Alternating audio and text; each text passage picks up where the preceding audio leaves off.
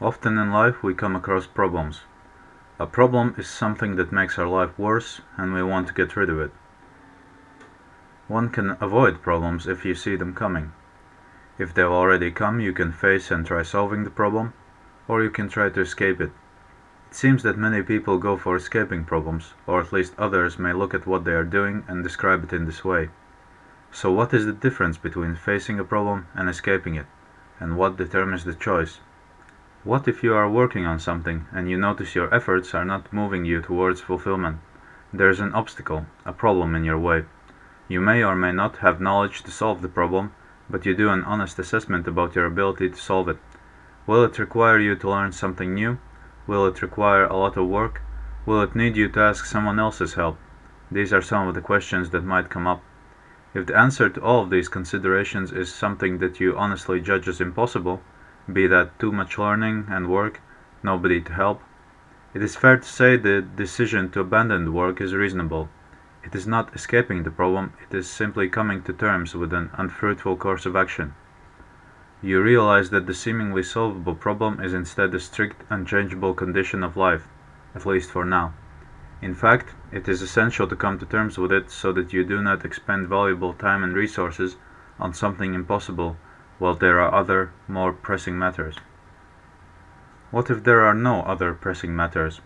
Well, then you can try and think about other alternative solutions, but there is no guarantee you will find one.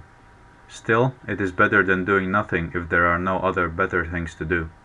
In real life, however, it is very unlikely that you don't have other responsibilities and problems to solve.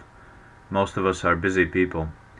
Also, it is unlikely that the problem you have already started working on you will later find is impossible to solve. Unsurmountable odds like this usually are identifiable from the outset.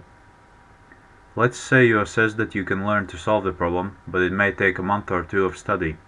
You know that you can arrange for it without losing other important opportunities, but it feels inconvenient, so you decide to abandon the task.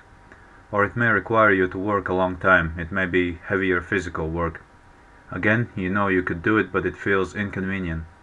Maybe it requires you to ask help from a person you are on bad terms with, or of whom you are afraid to ask, although you know it is in your power to do it.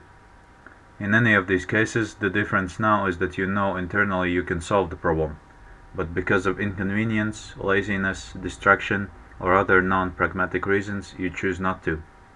I would say this is the key difference between escaping a problem and solving a problem. As long as you are working towards a solution, even if you are doing it slower or worse than you could, you are solving it and not escaping it, even though you could be accused of being lazy and slow in solving it. You are lazy in doing it if you are doing the required work at a slower pace than you know you could. If you are doing it in the best way you can, then there is no reason to call you lazy, though you may be deemed inferior and incapable compared to others who are able to solve the same problem or do it faster. An important point is that only you truly know if you are escaping a problem or being lazy with it, as these both depend on what you know you are able to do in a given situation. If you can successfully communicate it to others is another question. They may think you are making excuses and it is their right to think so, and your right to ignore them. However, socially this can be confusing. For example, if you want to improve your skills but have run into a problem, and your teacher is saying you are escaping problems or calling you lazy instead of offering useful advice. You try to communicate your lack of knowledge, but receive judgments about your motivations. If you are in denial of escaping the problem, or laziness, which is what the teacher is assuming, this may help you overcome it, but if you are not, there is effectively a communications breakdown. You are left to either look for another solution to the problem by yourself or with another teacher, or abandon this course of action entirely. The former is the best case, and from my experience the most likely to succeed. If it comes to abandoning the problem, it may leave you with a reputation as someone who escapes problems or is lazy. And depending on your circumstances, this could be a smaller or bigger issue going forward. It seems it is rare for people to deeply think about another's motivations, and rare for people to question negative rumors that they have heard about a stranger, even though objectively, they should realize only the stranger knows the truth about it.